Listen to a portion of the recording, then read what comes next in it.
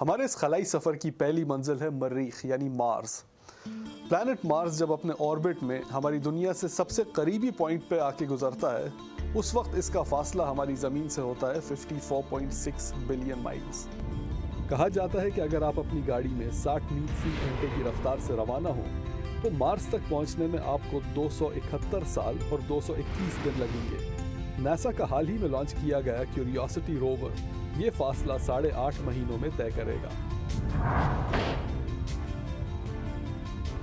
Mars की सतह लाल रंग की नजर आती है और इसकी वजह आयरन ऑक्साइड की मौजूदगी है, यानी इसकी सतह पर जंग लगा हुआ है। जी हाँ, जंग। इसी वजह से ये रेड प्लैनेट कहलाता है। मार्स पर पानी तो नहीं, मगर बर्फ जरूर मौजूद है।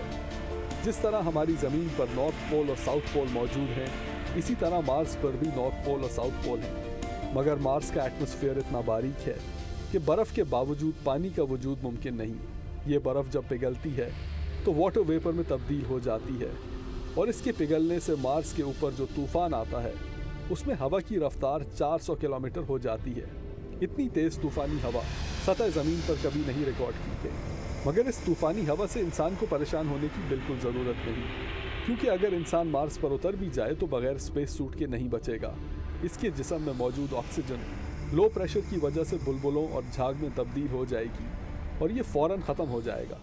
मगर इंसान अगर मार्स पर जिंदा बच जाए तो उसे एक चीज़ का तो बहुत ही मज़ा आएगा, और वो ये कि इस सैयारे पे 100 पाउंड के आदमी का वज़न सिर्फ 38 पाउंड हो जाता है।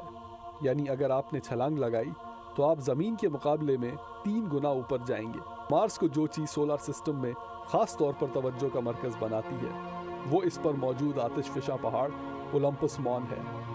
ये पूरे के पूरे सोलर सिस्टम में सबसे बड़ा आतिशफिशा पहाड़ है। ये पहाड़ माउंट एवरेस्ट के मुकाबले में 3 गुना ज़्यादा ऊंचा है और चौड़ाई में ये हवाई के तमाम जजीरों से ज़्यादा रकबे पर फैला हुआ है।